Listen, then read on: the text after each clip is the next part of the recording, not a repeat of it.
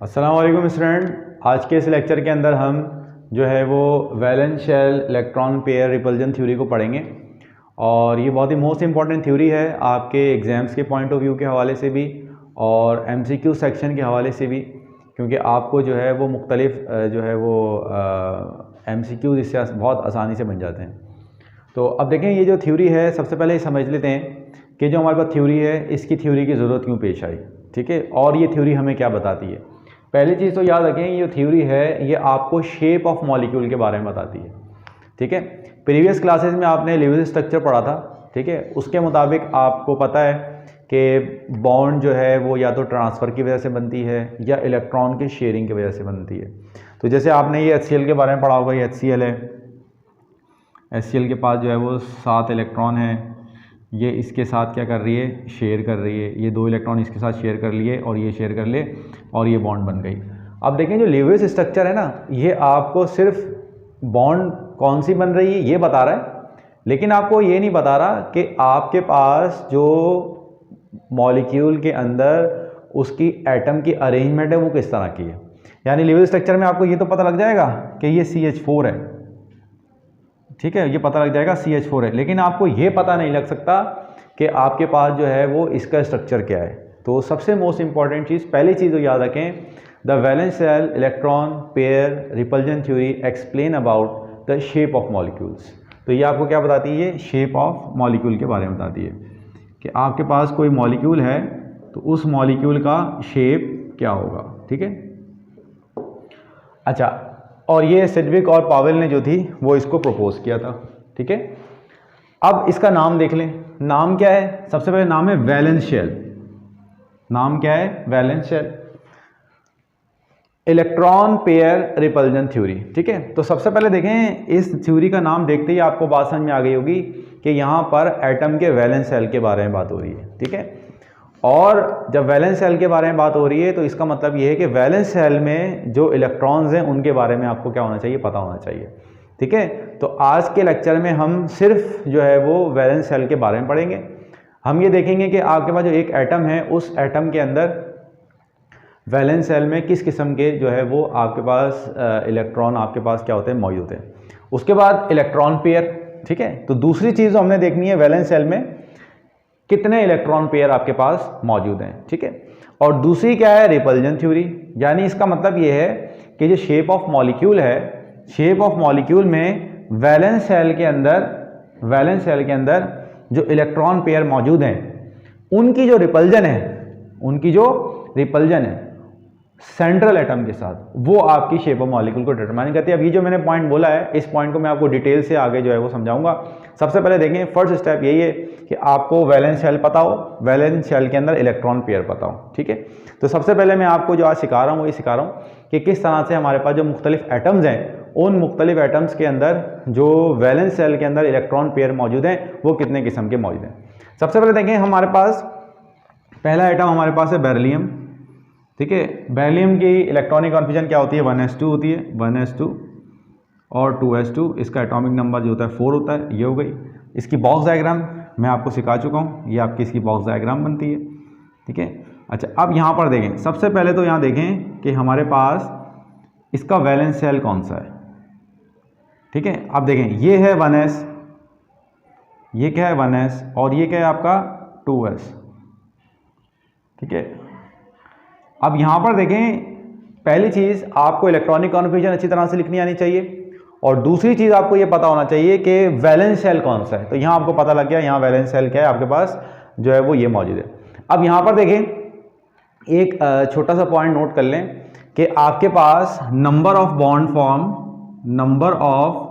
Bond form is equal to number of unpaired electron. ये आगे ही हम थ्योरी में पढ़ेंगे, तो अभी आप याद रख लीजिएगा, अनपेयर्ड इलेक्ट्रॉन।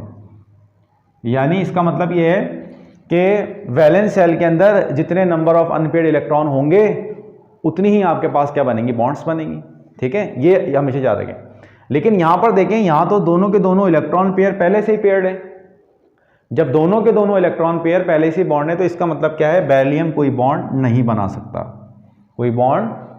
सकता, लेकिन एक्चुअल में आप देखें तो बेरिलियम आपको हमेशा 2 बॉन्ड बनाते हुए नजर आता है, ठीक है, अब ऐसा क्यों है कि एक्चुअल में तो वो बना रहा है 2 और अकॉर्डिंग टू इलेक्ट्रॉनिक कन्फ्यूजन वो कोई बॉन्ड नहीं बना रहा। तो इस चीज़ को हम समझ लेते हैं। ये कहलाती है हमारी एक्साइटेशन थ्योरी। एक्साइटेशन थ्योरी ये होती है कि हमारे पास एटम के पास सराउंडिंग से उनको इतनी एनर्जी मिल जाती है कि ये जो आपका वैलेंस शेल में ये जो पेयर्ड इलेक्ट्रॉन है, ये पेयर्ड इलेक्ट्रॉन क्या कर जाता है, यहाँ पर जम कर जाता है। जब ये पेयर इलेक्ट्रॉन यहाँ पर जम कर जाता है तो इसके पास आपके पास कितने इलेक्ट्रॉन आ जाते हैं, 2 आ जाते हैं। ये 2 इलेक्ट्रॉन बन गया। ठीक है, तो अब यहाँ पर देखें, ये है ग्राउंड स्टेट और ये है एक्साइटेड स्टेट। ये ग्राउंड स्टेट है और ये आपके पास क्या एक्साइटेड स्टेट है। ग्राउंड स्टेट के अंदर आपके पास अब हर एटम की ग्राउंड स्टेट भी होगी और एक्साइटेड स्टेट भी होगी। और एक्साइटेड स्टेट में क्या होगा, जो पेयर्ड इलेक्ट्रॉन होंगे वो जो आगे वाला जो शेल खाली है उसके अंदर क्या कर देंगे, जम कर जाएंगे। अब यहाँ पर देखें, ये जो 2 इलेक्ट्रॉन है, ये क्या है आपके पास 2 इलेक्ट्रॉन, ये जो अनपेयर्ड इलेक्ट्रॉन है, ये जो 2 अनपेयर्ड इलेक्ट्रॉन है ये बनाएंगे बॉन्ड। ये क्या बनाएंगे आपके बॉन्ड, जैसे आपको नजर आ रहा है BeCl2 के अंदर, BeCl2 के अंदर क्या नजर आ रही है, 2 बॉन्ड्स आपको बनी हुई नजर आ रही हैं। तो ये 2 बॉन्ड जो बेरिलियम ने बनाई हैं वो कैसे बनाई हैं कि इसके वैलेंस शेल में 2 अनपेयर्ड इलेक्ट्रॉन है, इसका एक अनपेयर्ड इलेक्ट्रॉन आपको पता है Cl के अंदर क्या होते हैं, Cl की इलेक्ट्रॉनिक कॉन्फिगरेशन अगर आगे लिखें तो ये होता है 1s2 2s2 2p6 3s2 और 3p5 होती है। तो अब यहाँ पर देखें आपको क्या नजर आ रहा है कि वैलेंस शेल के अंदर आपके पास एक अनपेयर्ड इलेक्ट्रॉन मौजूद है। ये क्या है आपका एक अनपेयर्ड इलेक्ट्रॉन मौजूद है। तो बेरिलियम का एक अनपेयर्ड इलेक्ट्रॉन एक Cl के एटम के साथ पेयर्ड हो जाएगा और दूसरा एटम दूसरा जो आपके पास था उसके साथ पेयर्ड हो जाएगा। तो इसका मतलब ये हुआ कि जो अनपेयर्ड इलेक्ट्रॉन होते हैं वो बॉन्ड बनाते हैं और इनको हम क्या कहते हैं, बॉन्ड पेयर्स भी कहते हैं। यानी ये जो इलेक्ट्रॉन है, इन्हें इलेक्ट्रॉन ने जब बॉन्ड बना ली, यानी इन्होंने बॉन्ड बना ली तो ये अब बन गए आपके पास बॉन्ड पेयर। ठीक है, और बॉन्ड पेयर की तादाद जो है हमेशा किसके बराबर होती है, नंबर ऑफ अनपेयर्ड इलेक्ट्रॉन्स के बराबर होती है। ये चीज़ याद रखिएगा।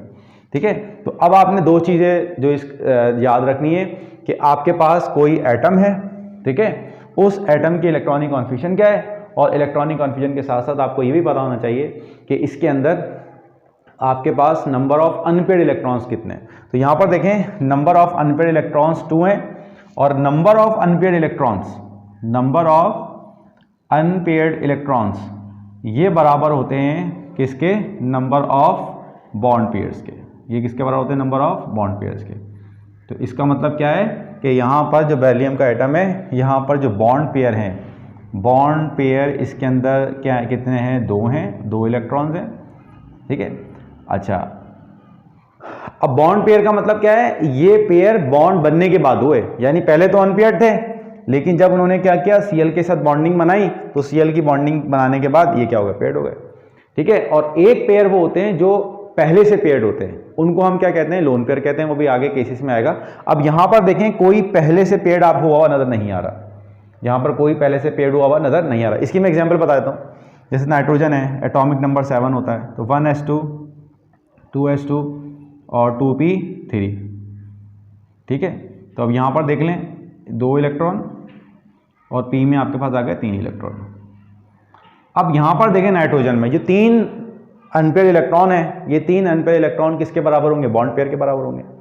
ये बॉन्ड बना के पेयर्ड हो जाएंगे और ये जो इलेक्ट्रॉन नजर आ रहे हैं ये पहले से ही पेयर्ड है, तो इसको हम कहेंगे ये हमारे पास क्या है, लोन पेयर। तो लोन पेयर हमेशा क्या होता है स्टूडेंट, एक्साइटेड स्टेट के अंदर जो इलेक्ट्रॉन पहले से ही क्या है, पेयर्ड हैं, उनको हम क्या कहते हैं, उनको हम कहते हैं कि ये हमारे पास लोन पेयर। तो यहाँ पर देख लें, यहाँ पर कोई लोन पेयर मौजूद नहीं है। तो इसका मतलब क्या है, इसको नोट कर लें, लोन पेयर क्या है, 0 है। अच्छा, इसके बाद एक आता है इलेक्ट्रॉन पेयर। इलेक्ट्रॉन पेयर क्या होता है, इलेक्ट्रॉन पेयर जो होता है वो बॉन्ड पेयर और लोन पेयर का सम होता है, ये याद रखिएगा। तो आपको अगर ये 2 चीज़ें पता लग जाए कि उसमें बॉन्ड पेयर कितने हैं और लोन पेयर कितने हैं, तो आप सारे आसानी से कर लेंगे। ठीक है, इसके बाद हम जो है वो सेकंड, ये आपको समझ में आ गया। अब मैं इसको जल्दी जल्दी लिख लेता हूँ। अब मैं आपको जो नेक्स्ट एलिमेंट है, जैसे बोरॉन है, बोरॉन के बारे में बता देता हूँ। बोरॉन में देखें, बोरॉन का जो एटॉमिक नंबर होता है वो 5 होता है और एटॉमिक नंबर 5 होने का मतलब क्या है, इसकी जो इलेक्ट्रॉनिक कॉन्फिगरेशन बनेगी वो क्या बनेगी, इसकी इलेक्ट्रॉनिक कॉन्फिगरेशन बनेगी आपके पास 1s2 2s2 और 2p1। तो ये तो स्टूडेंट बन गया इसका, ये हो गया इसका आउटर मोस्ट सेल, ये हो गया आपका वैलेंस सेल। ठीक है, अब आप इसके बॉक्स बना लें, इसकी ग्राउंड स्टेट को लिख लें। जब आप ग्राउंड स्टेट को लिखेंगे तो यहाँ पर क्या आएगा आपके पास, यह रहेगा एक इलेक्ट्रॉन। ठीक है, ये हो गई इसकी ग्राउंड स्टेट। और सिर्फ वैलेंस शेल को ही लिखना होता है। और एक्साइटेड स्टेट में क्या होगा, एक्साइटेड स्टेट में आपके पास ये जो इलेक्ट्रॉन है वो यहाँ जंप कर जाएगा। जब यहाँ जंप करेगा तो अब यहाँ पर देख लें, यहाँ पर क्या है, यहाँ पर आपके पास जो है वो, अगर मैं आपसे पूछूं इसके अंदर बॉन्ड पेयर कितने हैं, तो जितने नंबर ऑफ अनपेयर्ड इलेक्ट्रॉन होते हैं वो बॉन्ड पेयर के बराबर होते हैं। तो यहाँ जो बॉन्ड पेयर बराबर होंगे वो बराबर होंगे किसके, 3 के। और जो लोन पेयर हैं वो बराबर होंगे 0, क्योंकि यहाँ पर कोई भी इलेक्ट्रॉन पहले से पेयर नहीं है। और जो इलेक्ट्रॉन पेयर है, इलेक्ट्रॉन पेयर बराबर हो जाएंगे किसके, आपके 3 के। ठीक है स्टूडेंट, ये आपके पास हो गया। इसके बाद आप लिख लेते हैं बोरॉन के बाद कार्बन का लिख लेते हैं। कार्बन का होता है 6, 1s2, 2s2 और 2p2। ठीक है, अब यहाँ पर देख लें, इसकी लिख लेते हैं, ये बन गया। अब ये हो गई इसकी कौन सी स्टेट, ये हो गई इसकी ग्राउंड स्टेट। ये क्या होगा, इसकी ग्राउंड स्टेट। ठीक है, अब इस ग्राउंड स्टेट में देख लें, एक इलेक्ट्रॉन जो है वो आपका जंप करके जाएगा। जब इसका जंप करके जाएगा तो अब यहाँ पर देख लें क्या है कि यहाँ पर नंबर ऑफ अनपेयर्ड इलेक्ट्रॉन कितने हैं, 4 हैं।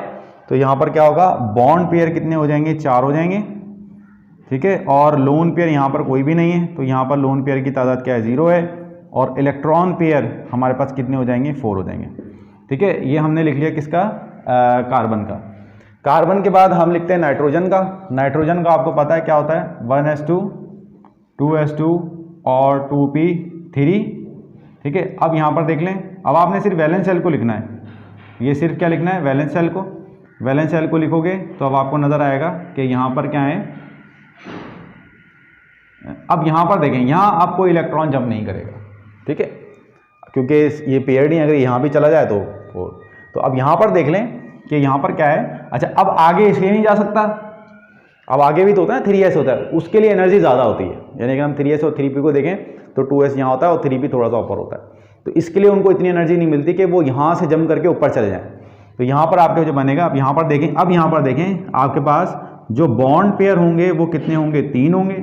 लोन पेयर हमारे पास 1 है और टोटल इलेक्ट्रॉन पेयर हमारे पास कितने हैं, 4 हैं। तो ये मैंने आपको इलेक्ट्रॉन पेयर निकालना बता दिया। ठीक है, इसके बाद हम देख लेते हैं ऑक्सीजन को। इसके बाद हम देख लेते हैं ऑक्सीजन को। ऑक्सीजन में क्या होता है, ऑक्सीजन में देख लें, ऑक्सीजन में देखें एटॉमिक नंबर होता है 8, 1s2, 2s2 और 2p4। 2p4 होगा, ये आपके पास ग्राउंड स्टेट हो जाएगी।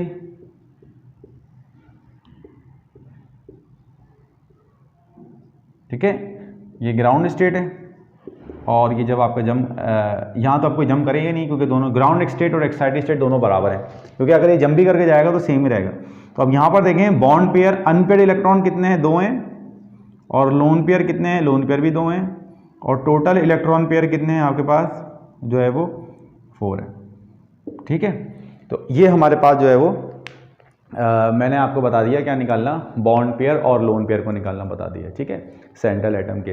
अब जब आपको ये पता लग गया कि किस तरह से बॉन्ड पेयर और लोन पेयर को निकाला जाता है, तो आप बाकी के सवाल भी जो है वो आसानी से क्या कर लेंगे, सॉल्व कर लेंगे। अब हम जो है ये बेसिक चीज़ सीखने के बाद अब हम ये सीखेंगे कि किस तरह से हम वेस्पर जो है हमें लोन पेयर और बॉन्ड पेयर की मदद से हमें ज्योमेट्री को डिटरमाइन करना किस तरह बताता है। ठीक है।